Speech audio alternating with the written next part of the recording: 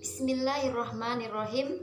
Assalamualaikum warahmatullahi wabarakatuh.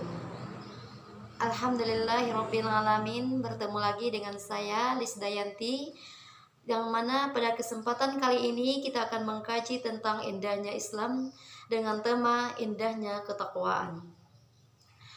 Alhamdulillahirrabbilalamin. Puji beserta syukur kepada Allah Subhanahu wa Ta'ala yang masih memberikan kesehatan dan juga kesempatan kepada kita semua, sehingga dalam situasi sehat, situasi aman, situasi damai, kita masih dapat melaksanakan kegiatan rutinitas kita, yakni kajian Islam ini.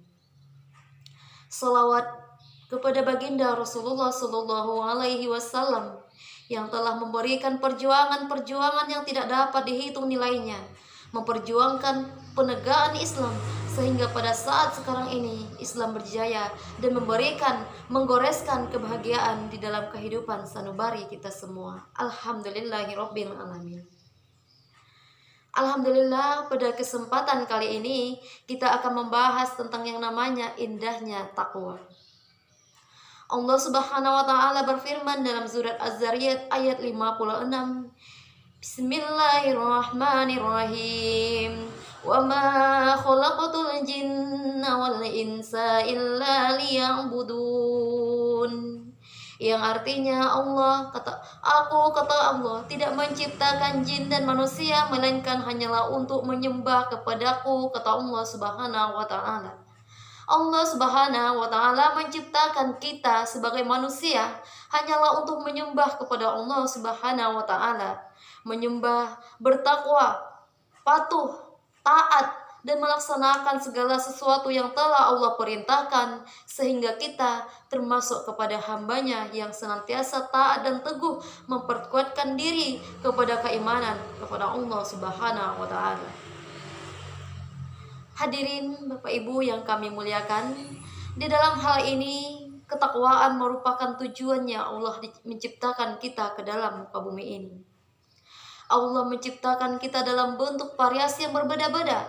Bisa dapat saja kita pastikan, kita lihat di seluruh muka bumi ini tidak ada seorang manusia pun yang memiliki rupa yang benar-benar sama.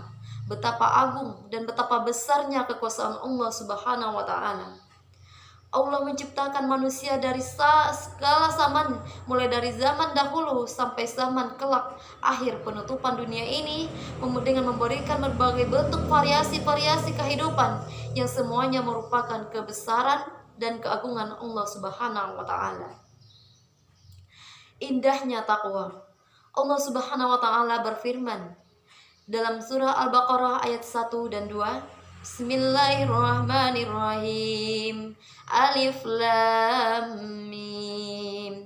Dzalikal kitabul la raiba fihi hudal lil muttaqin. Yang artinya Alif Lam Mim. Kitab Al-Quran ini tidak ada keraguan padanya dan petunjuk bagi orang-orang yang bertakwa.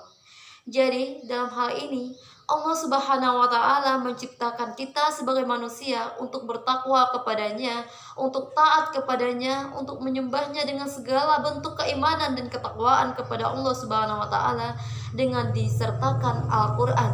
Al-Quran sebagai pedoman kehidupan. Karena apabila kita tidak memiliki pedoman, tidak memiliki petunjuk di dalam kehidupan, niscaya akan gelap sekali terasa dunia ini. Apabila tidak memiliki petunjuk di dalam kehidupan, dapat diumpamakan seperti suatu ruangan yang tidak memiliki penerang sedikit pun.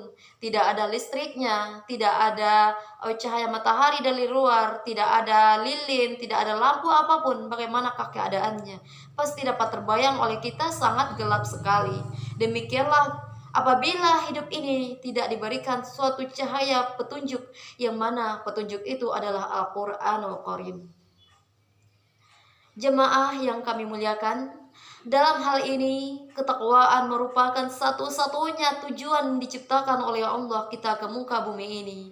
Kita diciptakan oleh Allah Subhanahu wa Ta'ala untuk bertakwa kepadanya, untuk taat kepadanya, untuk tunduk kepadanya, patuh kepadanya dalam segala konteks kehidupan ini.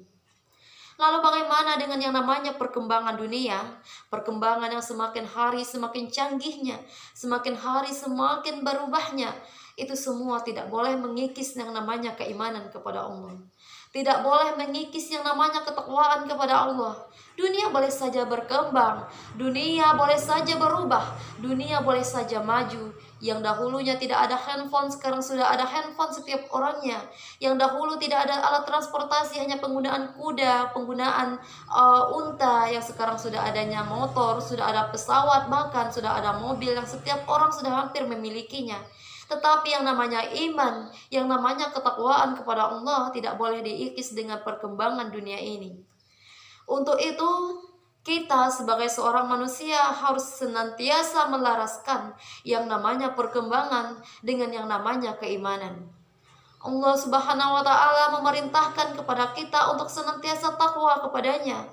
Takwa dalam hal segala apapun itu, takwa dalam segala bentuk kegiatan kehidupan kita sehari-hari.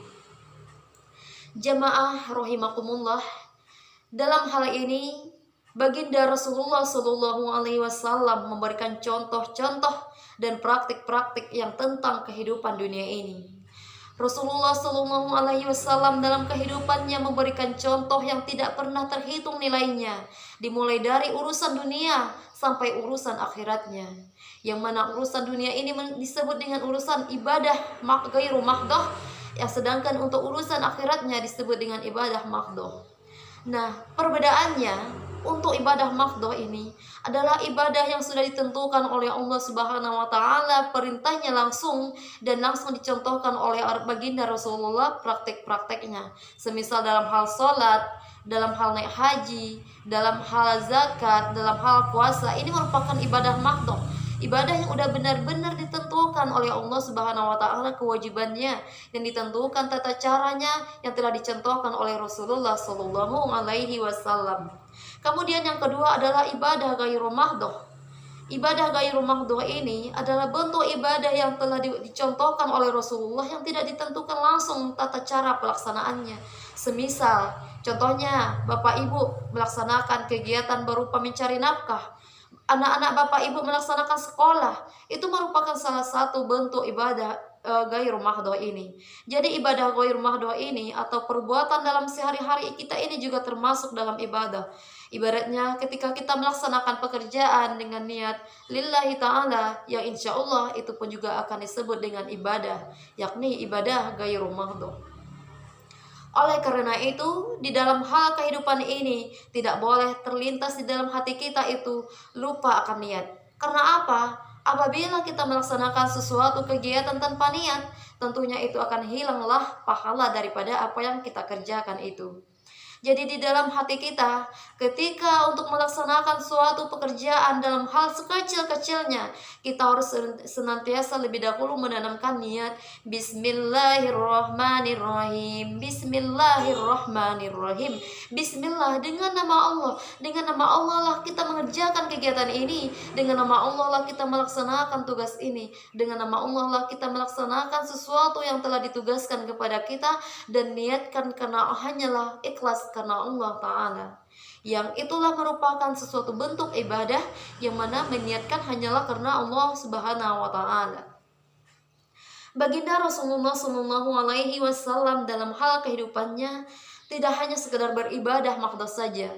Beliau juga menanamkan kehidupannya seperti mengembala kambing. Beliau juga berdagang, beliau juga mengurusi rumah tangganya, beliau juga bekerja untuk memenuhi kebutuhan sehari-hari dalam kehidupannya. Jadi beliau juga melaksanakan praktik-praktik yang telah kita laksanakan pada hari ini. Hanya saja pertanyaannya, bagaimana Rasulullah juga terhadap ibadah mahdohnya, yaitu ibadah yang telah diwajibkan kepadanya, yang diwajibkan juga atas kita, yakni seperti salat. Rasulullah Shallallahu Alaihi Wasallam itu telah melaksanakan kewajibannya terlebih dahulu, yaitu salat. Beliau tidak pernah meninggalkan salatnya, beliau tidak pernah meninggalkan puasanya, bahkan juga salat sunat dan puasa sunnahnya. Bahkan Rasulullah Shallallahu Alaihi Wasallam itu dalam sepertiga malamnya hingga paginya melaksanakan ibadah berupa salat malam, sehingga dia tidak pernah menjauh dari Allah Subhanahu wa Ta'ala dalam setiap waktunya. Demikianlah contoh yang telah Rasulullah contohkan kepada kita umatnya. Oleh karenanya, ketakwaan kepada Allah Subhanahu wa taala merupakan juri kunci yang mesti kita harus pegang semuanya untuk masuk ke dalam surganya Allah Subhanahu wa taala. Amin ya rabbal alamin.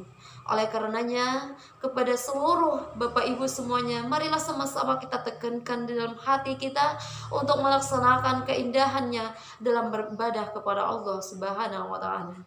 Amin amin ya rabbal alamin. Demikianlah pada kesempatan kali ini tema pidato kita. Semoga apa yang telah kita sampaikan tadi dapat diambil hikmah dan manfaatnya.